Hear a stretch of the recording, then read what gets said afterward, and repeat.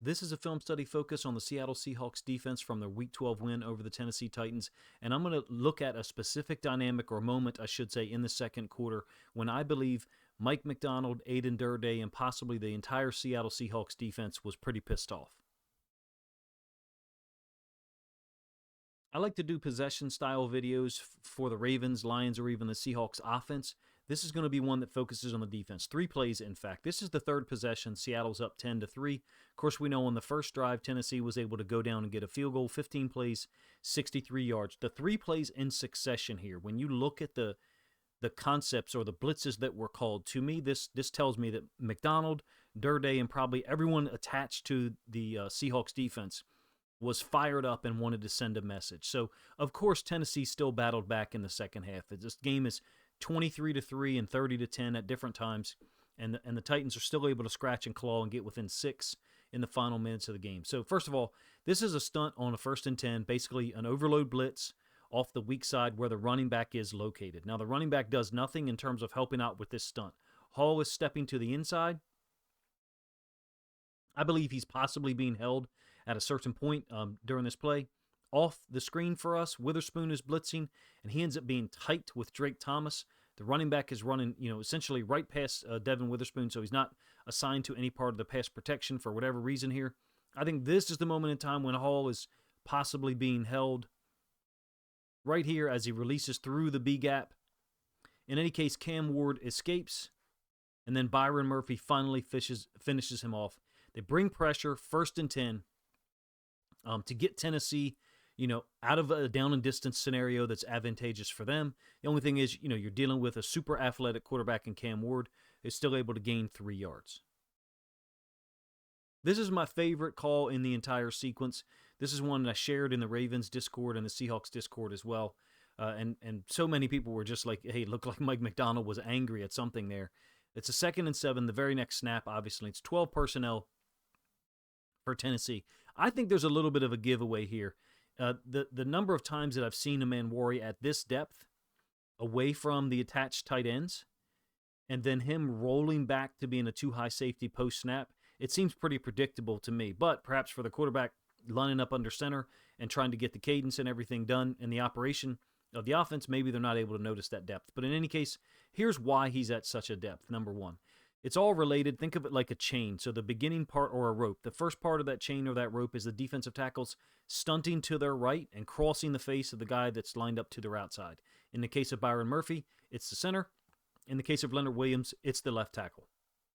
In addition, Drake Thomas is going to blitz through the B gap between the right tackle and the right guard. And this is the layered part of it that I think is amazing and really revealing about Seattle's mentality at this point in time in the game. You've got Okada from depth as a blitzer, basically layering or adding on to Drake Thomas's blitz. It's a run play, fortunately for Tennessee, because were it not, if it's play action, you've got Okada, a free rusher, Leonard Williams getting upfield. Back to Aman Worry for a moment. Remember his pre-snap alignment that I talked about, the depth that he's at? Normally, he would be up in this location with the ball on the right hash and 2 tight ends, as well as a receiver set to the field. So it's a 3-by-1 formation. 1, 2, the inside tight end, or the middle tight end, and then 3, the inside tight end, and then 1 to the backside. So you number from outside in. It's a 3-by-1. Normally, Aman Worry would be up here.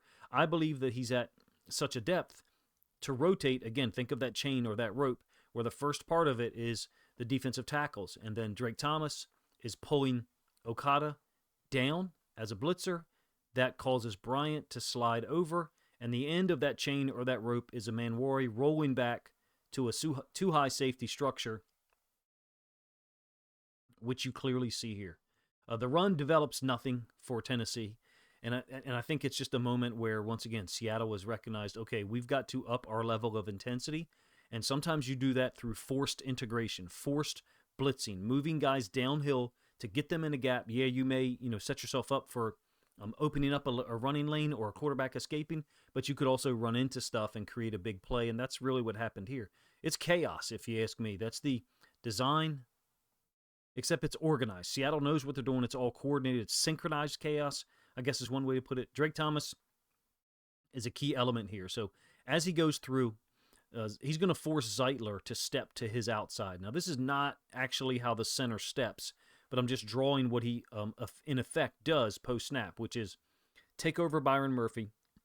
Murphy's stunt is different than Leonard Williams, right? Leonard Williams has got the patented swim move or swat with the outside hand right here.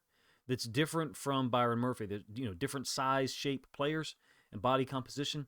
But because Drake is blitzing through the B gap, you can see him getting skinny, trying to reduce the surface contact area for the offensive lineman, and then go tight to the wall. That allows Okada to go through the A gap that's been opened up. This is all by design. It's beautiful integration of the defense, if you ask me. It kind of reminds me of, forgive the analogy here, perhaps it's not a good one. It kind of reminds me of like a movie where a bad guy or a bully is picking on multiple people and then happens to run into someone who's like a state championship wrestler and a gold gloves boxer and a jiu-jitsu brown belt at the same time. Of course, in this analogy, the Seahawks are that guy. Now, where it fails or where it breaks down is that Tennessee was able to get things done in the second half with the 2 fourth-quarter touchdowns and claw within 30-24. Finally, the last play of this sequence after the Drake Thomas and Okada blitz that generates a stop against the run game. This is a 3rd and 7, ball still on the right hash. I should have explained earlier, if you're new to my content, this blue line generally illustrates what the hash that the ball is on. This is the boundary or the short side of the field up here, the wide side or the field down underneath that blue line. Hopefully I said that in a way that makes sense. But in any case, you've got another blitz by Witherspoon. Recall that he blitzed on the 1st and 10, right? He didn't get the sack. No one did because Ward got out of there. And then what impresses me the most here is the way they're pushing one of the safeties over. I think that's Bryant. And then I think this is Emanwari from the other side of the field pushing all the way over to the trips. So what I mean when I say trips is, again, 1, 2, 3 receivers, the downside of our screen, the left-hand side for the Titans offense, versus 1 to the backside. So it's a 3-by-1 formation. Sometimes that's bunch. Sometimes it's tray. In this case, it's trips. So the Seahawks are pushing Emanwari and Bryant over and then rolling Okada back, presumably to middle of the field free safety. They've dropped out the backside outside linebacker, brought a ton of pressure against Cam Ward, tried to, again, force the issue, if you will. I do think that Devin Witherspoon is absolutely being held as he rushes against the running back. I'll give you the end zone angle, and then Byron Murphy finishes off Ward for another sack. He's got 6 so far this year. So this is the same play from the end zone angle. Leonard Williams is a part of this just from the standpoint of what he's asked to do. Bull rush the right tackle. Basically, I think the level of teaching and instruction for the Macdonald and the Durday scheme at this point in 2025 is such that they're teaching Williams not part of the stunt as far as trying to actually generate a sack. I think they're trying to generate the sack from the blitz that occurs over here with Witherspoon and others. But Williams is trying to push the right tackle back to such a depth such that Ward does not have an escape path. Essentially, he's trying to close the back door and prevent the criminal from being able to escape. Witherspoon, the blitz, through the inside, through the vacated B gap. And the way that this is working is very similar to the second down stunt. So Drake Thomas is going to go to the inside to the B gap. That's going to occupy the left tackle. Clears up the space for Witherspoon. I misspoke a moment ago and said B gap. He's actually going C. He's going outside. And then DeMarcus Lawrence is the edge rusher who's contained / late spy after the initial 4 blitzers here are trying to attack. Hopefully I said that in a way that makes sense. I guess what I would say is we are really safe here, but taught to react as a spy. Here, I think Leonard Williams is just trying to get the right tackle pushed upfield. So you got 2 different job tasks as a part of the stunt, if you ask me. Witherspoon is being aggressive. Byron Murphy as well. And then Drake Thomas spinning off of the left tackle. I think basically if you want to use red light, green light, yellow light, these guys are all green light, go. We're probably like yellow light, and we're red light, stop, meaning you are the spy. You're the 5th guy in case Cam Ward was able to escape. I think the combination of these 3 stunts, the aggressiveness that was shown on the 3rd possession, not that you're not going to have other 3-play sequences like this in 2025 from the Seahawks defense, or other teams for that matter, when you watch the all 22 film and you see the first two possessions and then this one, it just sticks out to you. But for me, in my mind, after the 2nd and 7 call, the blitz by Thomas to clear the A gap for Okada to insert and then make the tackle right at the line of scrimmage on the running back, the downhill run play, I immediately was like, they're blitzing on 3rd down. They have turned the volume up.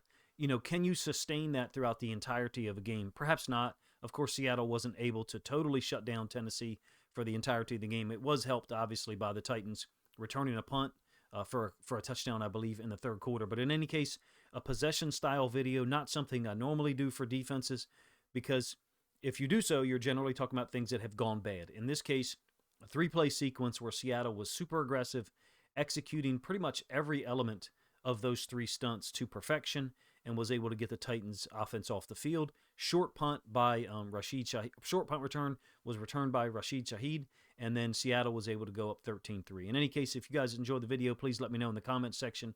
I recognize it's a different style presentation, or focus, I should say, minutely looking at one possession on defense. But if you believe other Seahawks fans would enjoy this content, my thoughts on how Seattle played against the Titans in Week 12, albeit a disappointing finish, only winning 30-24. If you think other Seahawks fans would enjoy my thoughts on it and the plays I used to illustrate it here, then please consider grabbing a link to this video, sharing it out on social media to help this content get more reach.